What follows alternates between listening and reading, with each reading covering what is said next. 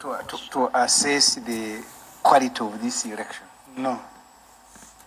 But he went to explain and my apologies. I commiserate with the Honorable Ssemujju and my brother Sibambi. I will miss them. I was actually dying. Is that necessary? Yes, I was actually dying. I was actually dying that we meet on the floor because honestly, I have said it many times. Ssemujju is one of those MPs we shouldn't have lost. Ssemujju, this one, Abdu Katuntu. Abdu Katuntu, by the way, called me at midday after they declared on Friday and said, my brother, these people have overrun me. And he also considered, he said, he lost fairly, and at his age and the years he has spent, 24 years in Parliament, he doesn't think he should squabble publicly. Thank you. Honorable Ssemujju. I think all of us here are making the same mistake that the founders and promoters of NUP made. They thought Besigye had just failed, that they can pump new energy in this election. Like you've seen, they are very energetic. And then they will be able to overrun the state. Because you're not competing against Museveni, you're competing with the state.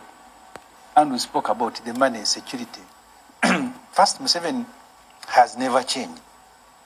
When Museveni came here, he outlawed political parties. I remember the debate in Parliament, he said now parties can operate only at the headquarters. I think that was the effect of the Article 269 in the Constitution. And Museveni hasn't changed. But I have said, even in this campaign, I kept telling people that Museveni is just bad-hearted, but he's very intelligent. I was comparing him to his son. I said this one is very intelligent, but bad-hearted. So he has known how to package and sold the same thing and made it look like it is different. If you're a political party, they will not allow you to address a rally. In Kampala, they will allow you to go and appear on a talk show. You go up country. So he has sort of ring-fenced some areas in Uganda only for himself. But you're competing, most important, against the state. It's money. And to his credit, Museveni has built a new alliance. Because at one time you had the north, you had the east. If you go to northern Uganda, in the past, working with NRM was like a crime. Today they find it comfortable. I was speaking to colleagues from Amuru district. And that's why we need to be very careful when we are dismissing Museveni's achievement in this election. We need to be very careful and honest to ourselves. I spoke to Honorable, okay, let me not mention the name, and she told me in Amuru, you go and meet even the ordinary person and they tell you 2 bus, 1 key. So they will go and vote Anthony Akol of NRM, vote Museveni, and then vote FDC. And you think the level of civic competence at that level is very low. But they are able to choose their candidates and they will stick by those candidates. So there is an alliance that Museveni has built, not because of any ideological shift, not because his government is performing miracles, but Museveni compromises leaders. He deprives you of leadership in every area. The people who are preparing opposition in the north are either quiet or they are with Museveni. But you should be worried that the north has shifted, the east has shifted, Rukunjiri and other places have also shifted. I want to look at this. I want to contextualize this. I kept telling people here, in Tanzania, Suluhu won elections with 98%. In Rwanda, I think Kagame wins by the same margin. That doesn't mean that he is loved by 95% of the... It depends on what you are doing. The reason you see competition in Kenya is that in Kenya there is no single party that has monopolized the state. But here in Uganda, the NRM is the state. Yeah, but look at this, Honorable Ssemujju. You should be worried about the trajectory of opposition politics. What initially used to be your strongholds have since shifted to the NRM And the NRM has also eaten into the regions that remain for you. Take, for instance, Uganda. You saw the statistics being floated by Mwenda. Yes, I agree.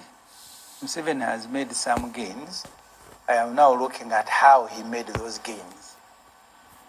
In this particular election, no, you're not allowed to address salaries.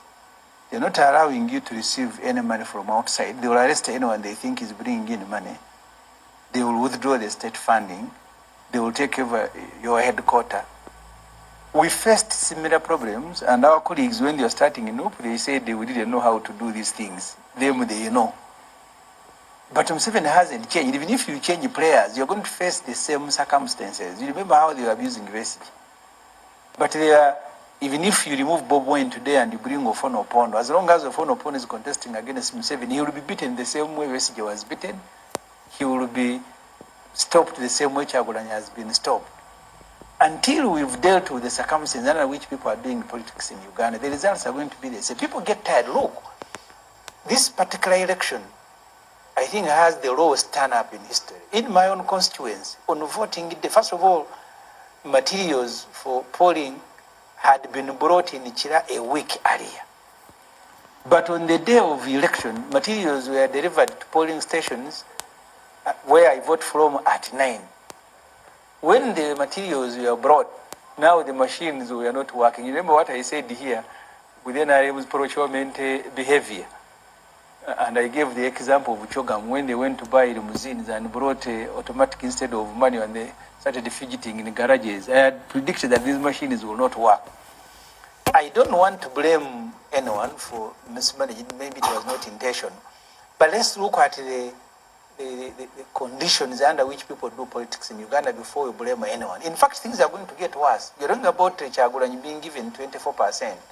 The next election, if the conditions don't change, the opposition candidate... Being given or gunnery? The opposition candidate may get given. I said given, and I meant it. The opposition candidate may even get 5 or 10%. Well, just given. Because... Yes, you are given. So if they choose to give you 20%... I mean, what you got, were you just given, that's what you earned? Yeah, I've told you mine. I want to concede. But conceding doesn't mean that things are okay elsewhere. They are even cheating. Look at the NRM MPs went through in Kampala here. You need to go and get their stories, what they were doing. An NRM friend told me that the trouble with this MG, you abuse us so much. Otherwise, you would simply have helped you. So there are those that they helped. Thank you. Honorable Lydia Wanyoto, when you analyze this election, does it serve any serious lessons for the country? And is this anything to write home about?